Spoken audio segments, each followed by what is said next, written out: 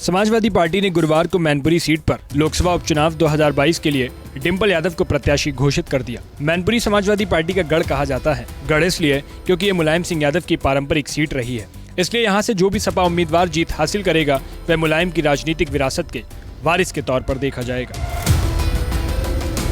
ऐसे में आज हम आपको डिंपल के एक पुराने चुनाव का किस्सा बताएंगे, जिसको जीतने के लिए उनके पति अखिलेश ने एड़ी चोटी का जोर लगा दिया था, लेकिन नतीजा डिंपल के पक्ष में नहीं आया और वह चुनाव हार गई।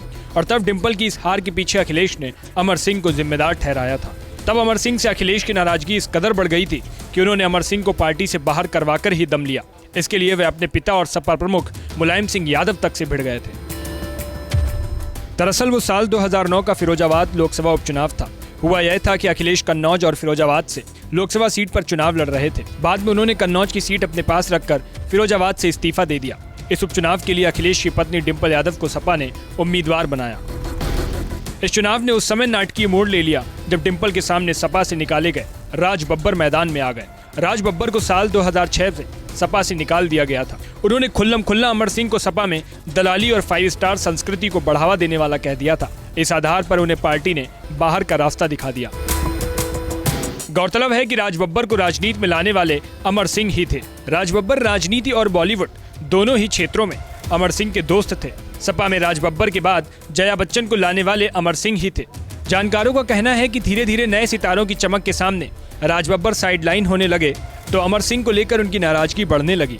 नतीजा यह हुआ कि उन्हें फरवरी 2006 में पार्टी ने बाहर निकाल दिया और उन्होंने कांग्रेस का हाथ पकड़ लिया। इसलिए साल 2009 में जब डिंपल फिरोजाबाद सीट पर खड़ी हुई तो कांग्रेस के टिकट पर उनके सामने राज बब्बर डट गए।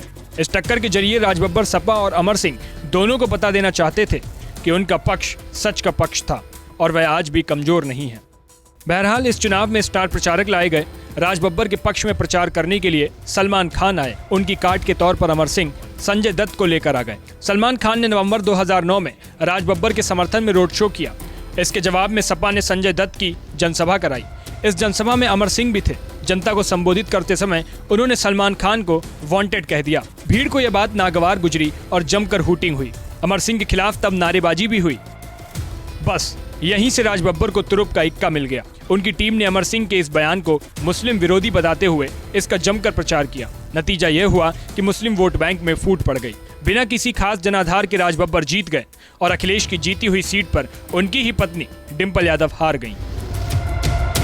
अखिलेश इस हार से बौखला गए। उन्होंने फिरोजाबाद सीट के लिए इतनी मेहनत की थी जितनी अपनी सीट के लिए भी नहीं की। अखिलेश ने इसके लिए अमर सिंह को सीधे सीधे जिम्मेदार ठहराया। जो अखिलेश अमर सिंह को चाचा कहते थे और मंच पर सार्वजनिक रूप से उनके पैर छूते थे, अब वही उन्हें पार्टी से बाहर निकालने की मांग पर अड़ गए।